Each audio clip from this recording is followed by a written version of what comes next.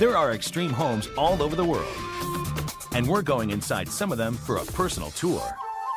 The word extreme holds different meanings for everyone, but to these homeowners, it means pushing the envelope as far as possible. From construction to completion, we're taking an up-close look at these spectacular homes and finding out what makes each of them so unique. This glass cube has a brick house inside it, and this residence was designed to look like a mailbox.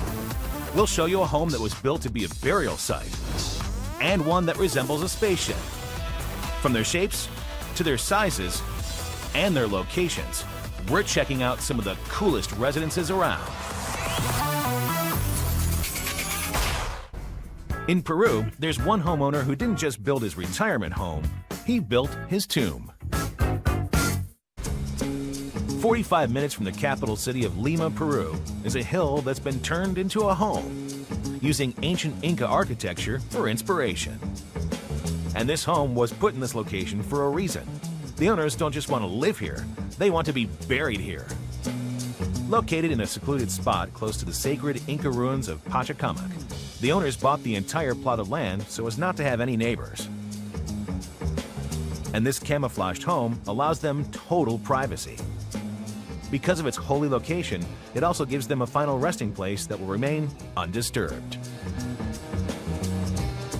The homeowners are philosophy professors who believe their house should be their final resting place. They chose architect Luis Longhi to bring their vision to life, and it hasn't been a speedy process. We could build this house. It took 7 years because we made it by hand, no machines. We don't have electricity yet in the house, and water system came a couple of months ago.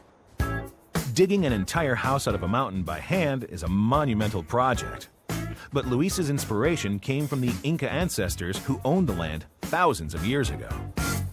I came directly from the Inca to try to reinterpret Inca architecture into a contemporary situation.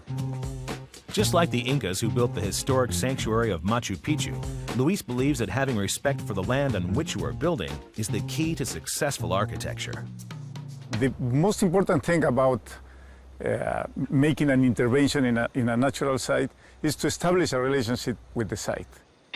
And the connection with Machu Picchu, whose walls and foundations were carved out of the natural environment, extends into Luis's choice of materials for the house. We have used material only that we found in the site, right? So this business of turning the hill into a house gave us all different types of stone. We have really flat stones that were very fine that we use in some areas.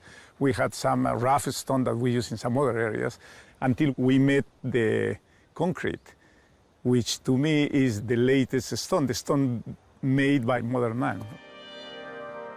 The only material brought on site is concrete, and Luis put it to good use, creating much of the furniture as well. The stone theme continues throughout the interior.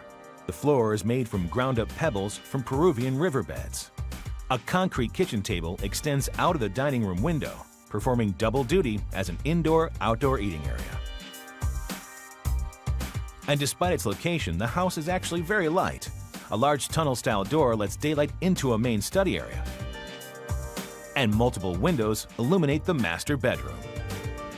The idea is that we are turning the hill into a house, and once you get into the house, you turn the house into furniture. Once you get into the furniture, you get little details like this little hole in the table.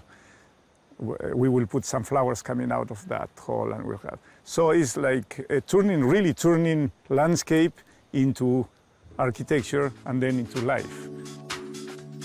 Soon, the owners will move in to inhabit the house for the rest of their days. And when the time comes, all the days after that.